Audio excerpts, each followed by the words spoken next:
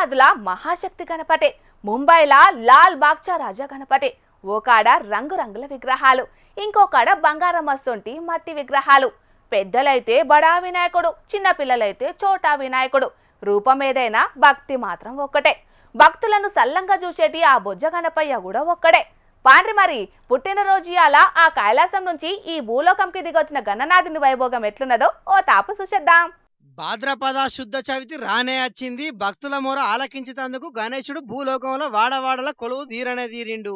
ఈ పారి ఖైరతాబాద్ లో విశ్వశాంతి మహాశక్తి గణపతిగా వెలిసిండు స్వామివారు.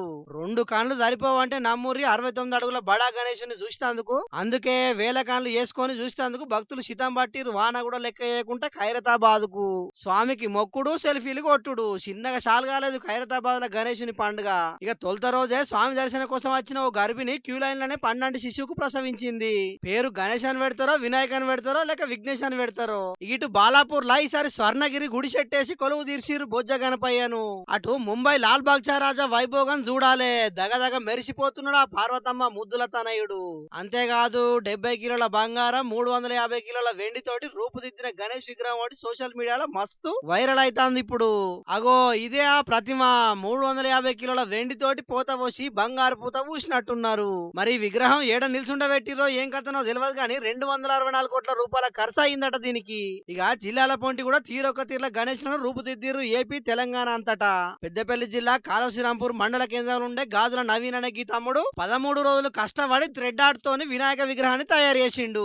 దీనికోసానికి 8000 మీటర్ల దారము, 8500 సర్కిల్స్ ఉపయోగించిండట. ప్లాస్టర్ ఆఫ్ పారిస్ తోని, మట్టితోని, పూలతోని, పండ్లతోని ఇట్లా తీర్ల పదార్థాలతోని వినాయకుని ప్రతిమలు తయారు చేసిన వాళ్ళను చాన్నే మందిని చూసినాం గాని ఇట్లా థ్రెడ్ ఆర్ట్ తోని వినాయకుని మాత్రం ఎవ్వరు చేయలేదని అంటున్నాడు ఈ తమ్ముడు. మొత్తానికైతే వినాయకుని రూపాన్ని తయారు చేసేందుకు ఒక్కొక్కరు ఒక్కో తీరు టాలెంట్ చూపిస్తున్నారు. జగిత్యాల జిల్లా కొడిమేల మండలం కొండాపూర్ లో వెదురు బొంగులతోటి వెలిసిండు. ఆదిలాబాద్ పట్టణంలో ఆసనం వేసిండు. ఖమ్మం వెంకటేశ్వర గోశాల ఆవుపేడ అవతారం ఎత్తిండు. అటు విజయనగరం తోటపాలెంలో అరకు కాఫీ గింజలే దేవుని రూపం అయింది. ఇటు అనకాపల్లిలో గిన్నీస్ బుక్ ఎక్కేందుకు 126 అడుగుల మహాకాయం ఎదిగిండు.